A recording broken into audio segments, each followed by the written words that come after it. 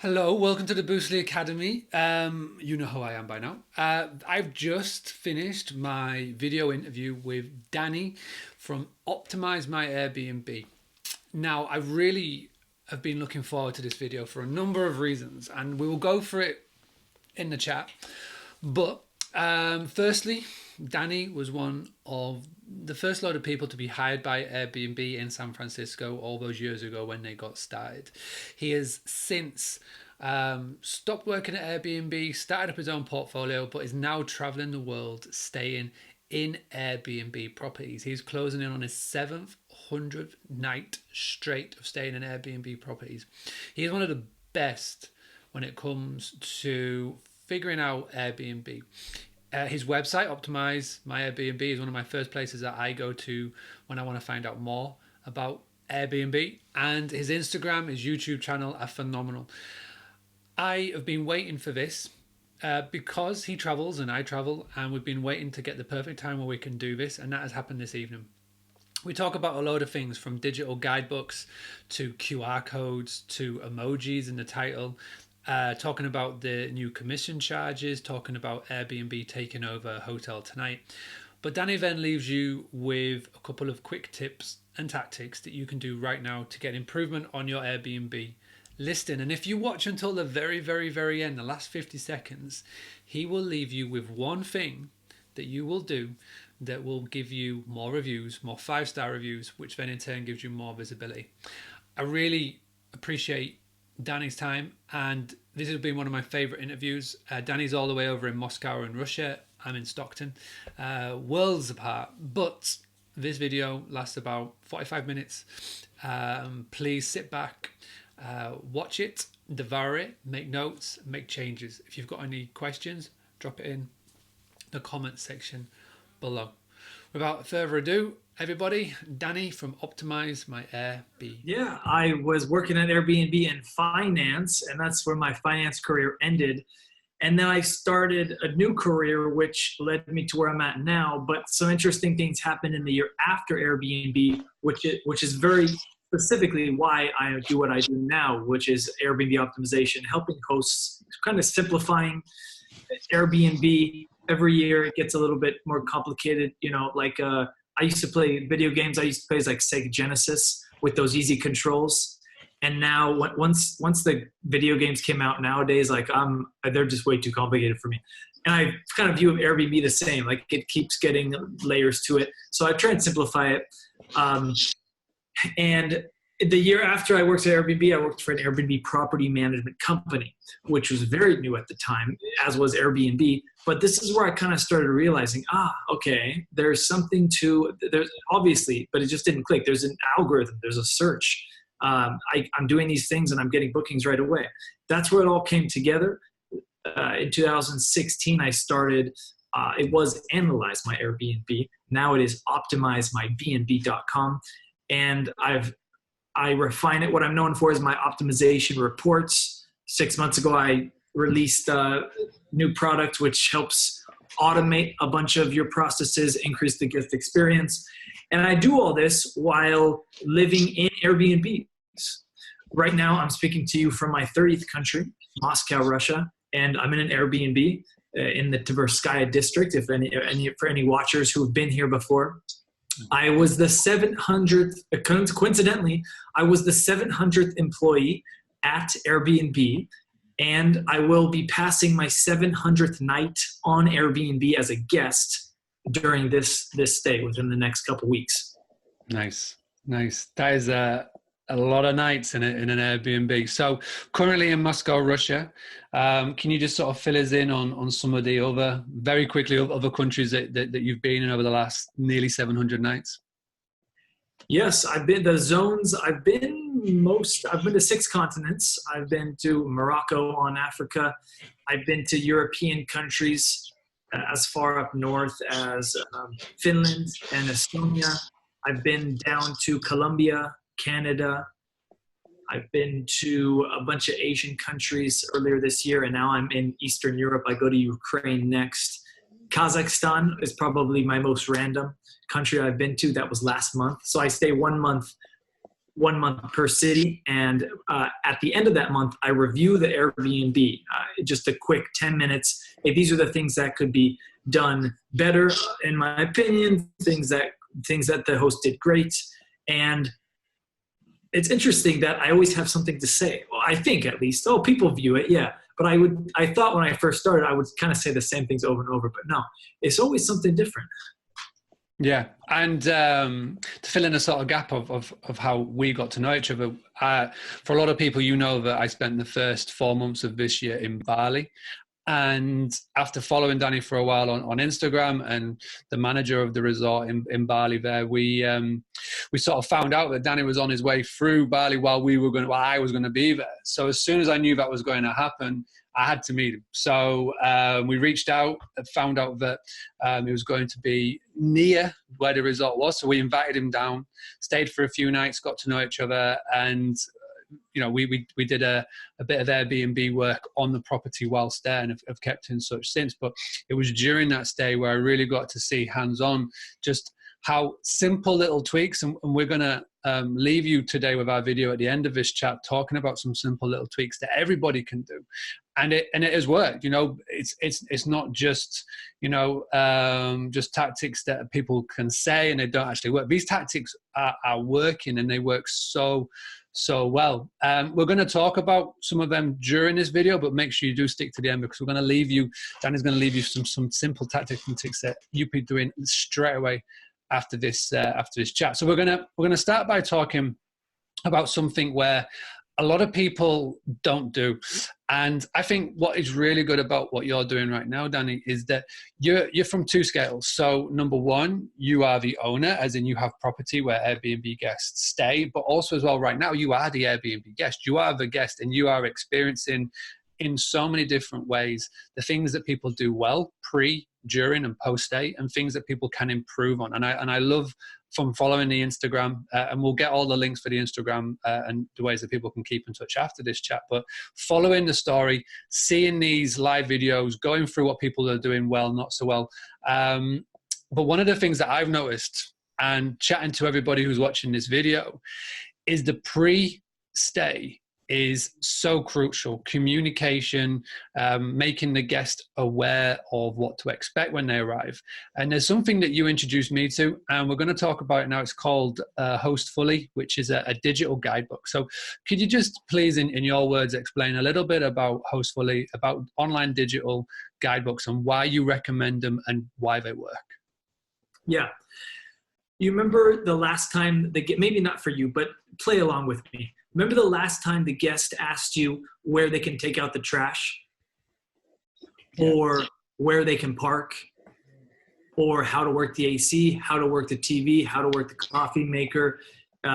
Any of these simple questions, these are what you put in the guidebook. You direct the guest's attention to the guidebook. It increases the guest's experience. The guest doesn't want to wait on you to tell them where to put the trash. Neither does the neighbors who now the trash is in the hallway. They don't want the guest to wait on you either. And it decreases your time.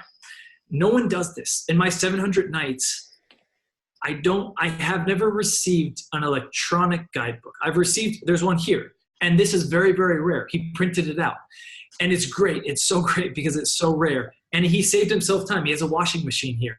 He printed it out, and same with the garbage. He printed it out, said what I need to do. So that saved him time. It saves me time as well. This is the whole point of digital guidebooks. They're free for the first one. Hostfully isn't the only one. They're the best one, in my opinion. If anyone out there is watching and owns a digital guidebook company, I keep my eye on all of the products that I use, Smart Pricers, digital guidebooks, message automation. So I know a lot of what's out there. Hostfully is the best, in my opinion, right now. It's best to have a digital one simply because you can edit it much easier. Now, if a digital one might be a little harder for older folks to use, so you could have a printed out one. Just know that it will go out of date faster than the digital one, and you can always guide them there. So it seems like as if it's a printed out one, and then maybe the digital is a bonus. It should be digital always, and printed out one might be a bonus. Mm-hmm. I think a really cool way to do is you still have your printout guidebook, because everybody has them. We have them at our family business, and I see them everywhere that we go. But what I would look to do, and you all know how to do this because the training is right here, is get a QR code, print it off, put it at the front of your printed off guidebook, and say, for an updated in real time guidebook about the property and how to use things, scan this code. Every single device now automatically recognize QR codes. All you got to do is hold up your phone to some devices and it goes straight to the web page. So that could be an option if you can have both. Like Hostfully is just one, but there are many, many to use. Sorry, what were you going to say? I didn't know that. Thanks. So can I create one of these codes linking to my Hostfully guidebook? Yeah, 100%. So the way that a QR code works is it's free to do. You just go to QR Creator on Google.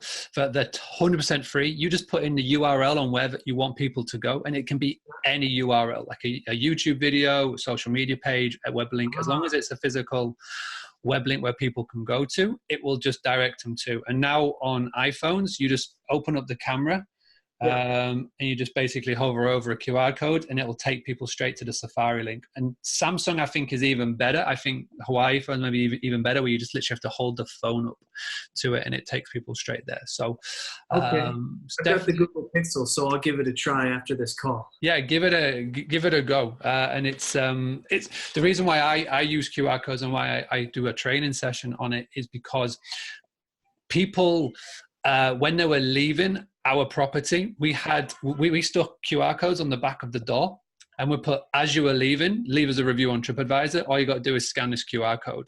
So it just kept it simple for the guests. So as they were leaving, they could literally scan it, leave a review, and we put a little incentive in there for everybody that left a review. So that's how we used it, but you can use it for this as well. Okay, let's move on. So the next topic we're going to talk about is making our listings stand out a little bit more. And one tactic and tip that you showed, and it's something that I've done, we did it at the Sahaja and it has worked really well, is talking about emojis in the title. Now, could you just please expand on emojis, how you discovered that these were usable, why you use them, why they work, and what do you think is really relatable to emojis in an Airbnb listing? So emojis are anything like a star. There's, like an umbrella. There's even like, a coffee cup. So emojis, what they do is they don't really communicate any information like a title should. But the point is that someone's scrolling down, and like you said, it's a pattern interrupt. It's something that they haven't seen before, and it encourages them to take an extra second to look at your listing. Mm-hmm. And the more time someone devotes to your listing, that extra second, it's more likely they're going to click on it. Once they click on it, you have an optimized listing, your conversion rate is going to be high. So I use emojis in the front part of my title, because on the back part will be cut off on mobile devices. And I won't go overboard. I'll use one type of emoji. I see a lot of people using stars and hearts and like 3-4 different things. It's too much. I mean, there's no stats on it, so I suppose they could be doing very well. But my guess is it's probably too much, and it flows through the rest of the listing. Yeah, one thing I was going to say is there's 8, I believe there's 8, and what we'll do is we'll find a copy of the 8 emojis that you can use, because many of them are blocked off and you can't use. In fact, depending on who you tell this tip to, people say that emojis are just not allowed full stop, where you can use some. So there's been, I've never noticed anybody's listing or complaint come in from Airbnb. But like Danny's saying, it's pattern disrupt. That's why they're in a heavily saturated area like Bali is. I guess the same would be for Moscow or any city where you've got a ton of other Airbnb listings. People are just scrolling. And as long as you've got a really good first image matched with a title that stands out, and you've got something that just is so different to everybody else, you're going to get someone giving you that split second more of attention. And all it takes is that split second and a click, and then you can do the rest. But yeah, emojis is something that I recommend all of you looking into. I mentioned this to a friend. I said, put an emoji in your title, said about the advice that Danny gave. And she messaged me a couple of weeks later saying that she's never had any bookings from Airbnb, not one, in the year that she's been on it. After putting an emoji in a title, whether it was coincidence or what she said, I've had 2 bookings.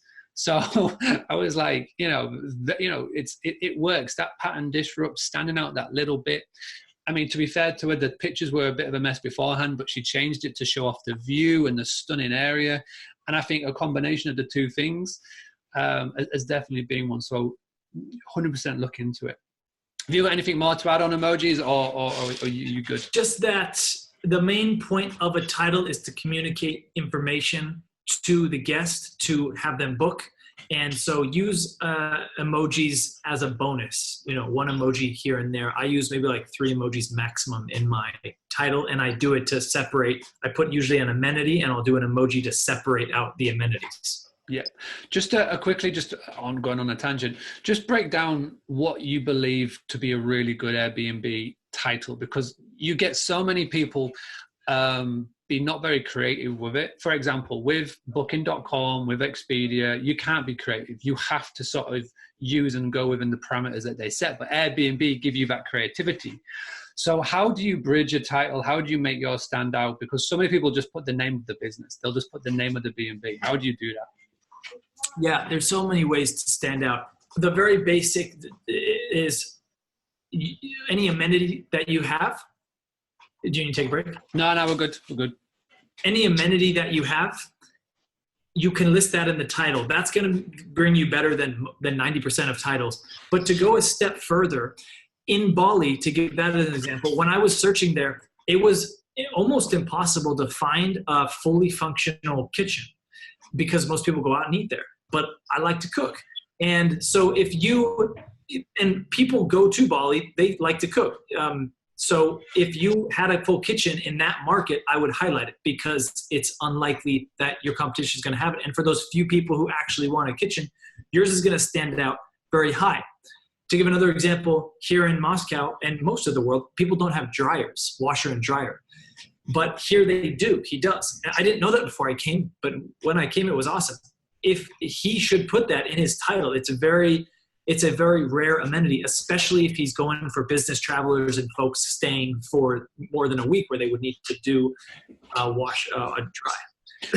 I think that's 100%. It's not only just putting in a description for a description's sake. Look at what everybody else is offering in your 5-10 mile radius.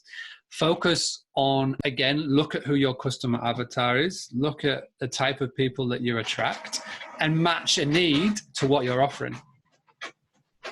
Yeah. And if, let's say, you have a gorgeous view and you can see that view in the cover photo, don't repeat that information in the title. Give new information. Yeah, 100%. Okay, well, let's move on and talk about what Airbnb are doing, and they're doing as of recently. They've recently put in a takeover of Hotel Tonight. So what's your opinion on that? Where do you see Airbnb going with this hotel sort of going over to this sort of world to take over Booking.com and Expedia? What do you know about it? What's your opinion on it? Yeah, Airbnb wants to be the one-stop shop, including flights. They just released Adventures, which I'm a huge I like that idea much more than experiences. But first of all, Hotel Tonight is a lot smaller than people think. It got a lot of attention for some reason. I'm not sure why, but it's not even available in many big cities. So it's really not a big company. But with that said, I think it's a good move. People who want to book hotels go to, they're just, a lot of people are loyal to hotels. It's a good thing if Airbnb if they can separate out. If I want a hotel, I can pick hotel. If not, if they start messing with kind of mixing them in and making it hard to decipher, I think that would be a downside. But yeah, if someone wants a hotel option, go ahead to Airbnb. Some hosts might say it's more competition. I think that's true to an extent, but most people either want an Airbnb or a hotel. Yeah, yeah, I totally can see why. They've pretty much said themselves that they're looking to branch out, like you say, to a one-stop shop with the adventures, the experiences, hotels, flights. They are literally wanting to be the place where everybody goes to. And still, what I find is that so many people are yet to use Airbnb. There's still a massive market for them to tap into. And by making this purchase and a couple of other things that they're looking at, they're definitely doing something. Until they finish with what they're doing, I don't think we're going to properly know. But you can just see in the background, they are now opening up a lot of two-way connections to a lot of the channel managers that members of this community watching right now will use. Free to Book and Vivo, just to name a few. They've now got two-way connection, where in the past it was just a one-way. With them really pushing Instant Book as well as having a two-way connection. And, you know, we're going to move on to this in a second, but potentially scrapping guest fees. It's just shaping up nicely for them to integrate more hotels, you know, multiple rooms on one property into their API. So something's going on. It's definitely one to keep a track of. There's even, you know, talk of that they're doing all of this, making all these little purchases for when they go and put themselves on the IPO next year, is that they're potentially looking to get themselves bought by one of the big players, whoever that may be, a Google or an Amazon or a Facebook, who knows? So there's a lot going on at Airbnb. So it's a good time to be involved with it, because it's starting to get a lot more traction. And can I just go on a tangent real quick about this IPO that you mentioned? Yeah. So it's interesting to me to note, as I travel, I get to view these worldwide companies in a pretty intimate fashion. And comparing Uber to Airbnb, Uber is supposedly a hugely valuable company. And it strikes me as, where Airbnb is 1/3 the size, apparently, strikes me as very odd, because because Uber's buyer and seller, driver and passenger, are in the same market.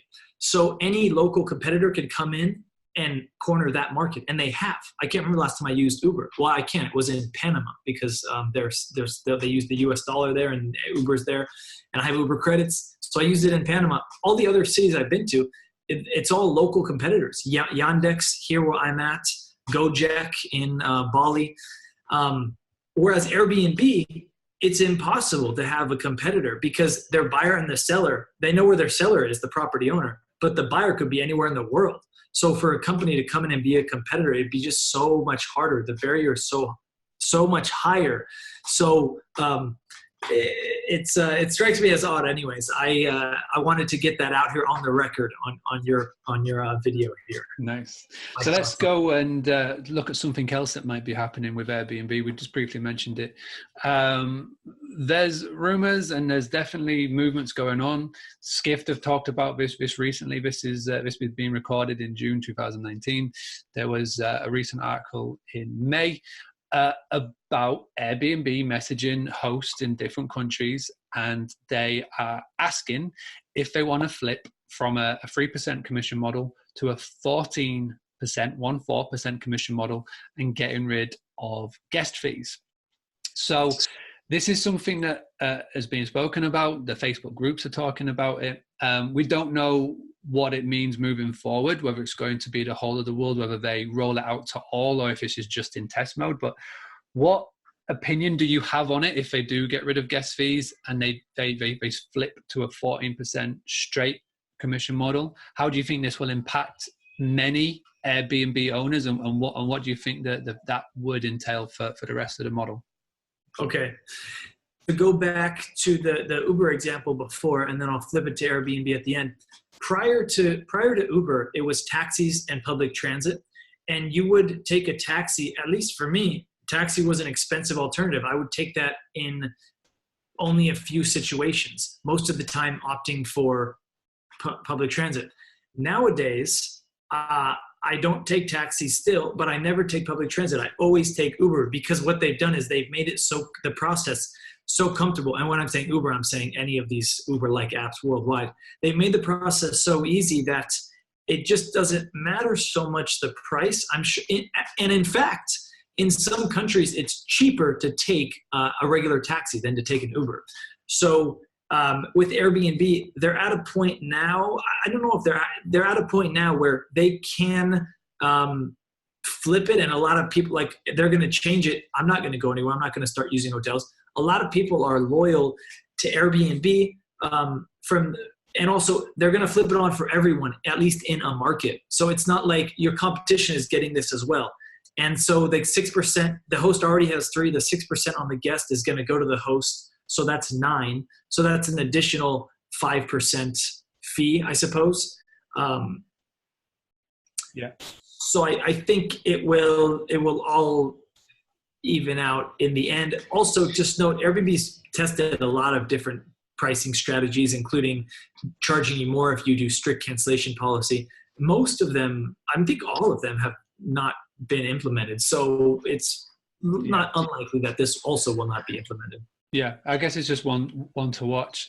You just mentioned it in any of the Facebook groups for Airbnb hosts, and it's met with a lot of controversy. Let's just put it that way. But it's definitely, like I say, one to watch. All right, so we've talked about what could be happening with Airbnb. Let's move on to what the people watching can do with their Airbnb listing to get more visibility and more bookings.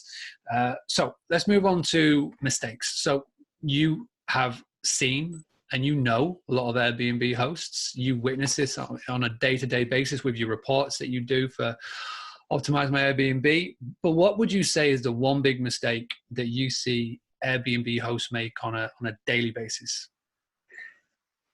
I could go with so many routes with this, but I'll say, because I just released a video on it, the mistake is paying attention to your Airbnb listing views. I get emails weekly, almost every other day, or even every day, from concerned hosts about their views. And this is true. This is because Airbnb highlights views on your dashboard. But at the end of the day, views, I'm not sure how accurate they are. And they just don't give you enough information. They don't, if you, okay, I get 1,000 more views. What does that do? Well, you probably get a few bookings out of it, but it's more important your conversion rates. So I urge the folks, your hosts, ignore the views. Really, in all cases, ignore the views. Focus on occupancy. What is the occupancy number? 50%, 60% of your calendar. This is directly measured, and then you can adjust your price based on that. And I have an Airbnb quick tip, a video series I do every week on my YouTube, and I hope you'll put a link somewhere to get more views, because I want to reduce these emails that I get, because it's wasting their time and it's wasting my time at the end of the day. Okay, so let's move on to simple tactics and tips that people can do. What is Airbnb host is watching right now? They want to get more visibility, they want to get more bookings. What are some simple things that they could be looking at their listing? They might be looking at it whilst watching this video. What can they be doing right now to get more visibility, more potential bookings? Give us like maybe your top 1, maybe 1 to 3. What would you recommend? Yeah, it's all about setting expectations. Any question you get from a guest that's consistent, make that question go away somehow. If they keep asking you, hey, you have a full kitchen, you have utensils and whatnot, well, add a photo of a kitchen, maybe with the drawers pulled out.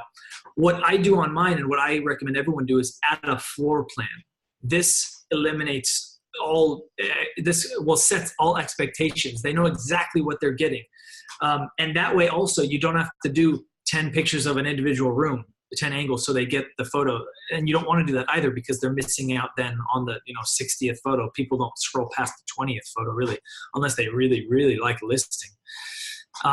You can also do this won't give you more visibility, but it will increase your conversion rate. Create a walking map if you're in a walking area, or if you're not, create a driving map, or even a public transit map, biking map, some sort of a map. I'm actually going to create a video on how to do this. It's rather easy. This is what I include on some of my listings where it makes sense.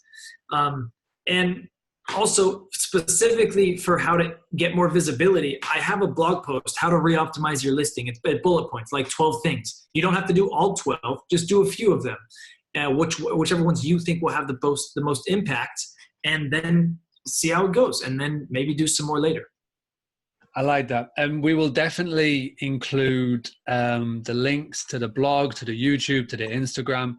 And regarding floor plan, I will 100% put up a picture right now of the lady that you recommended that we get in touch with. We reached out, and she did a phenomenal job of the Sahaja. Got the villa, and it's the floor layout is fantastic. It's up on the listings. And what I did on the back of that is I posted up in this very group that is watching this right now, the example, put her contact details in. And I know that she's had at least 10 people contact, 5 people have booked working.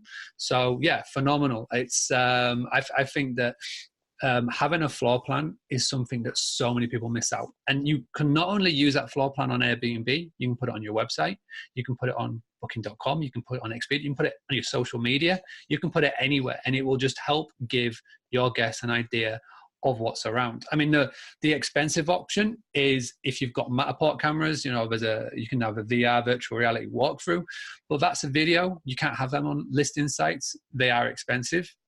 A floor plan, you know, $100, and you can got it, and it's there. And it's the difference between having a floor plan that you can generate on a computer is that these are hand drawn, and again, Airbnb is all about that Instagrammable effect. It's the scroll stopper. If you can have that, it makes your listing stand out from the rest. So we'll get that up and we'll get that in. We'll get all the tactics, the tips, the links, everything that you need. But Danny, wait. Just about the floor plan, to convince a little more of your audience who's going to watch this. I don't know, I forget how I found Carmen, but she's so good at what she does that now she lives in Guatemala. She's now quit her job and she does this full time. In just maybe 6 months I've been working with her. I noticed it right away. I said, so I picked her up, and now she has her own Instagram. She gets so many referrals. She's busy. It takes her a month to get these things out because she's so busy, but it's highly worth it. I even put one of them on my cover photo to see how it tests. Just recently did that.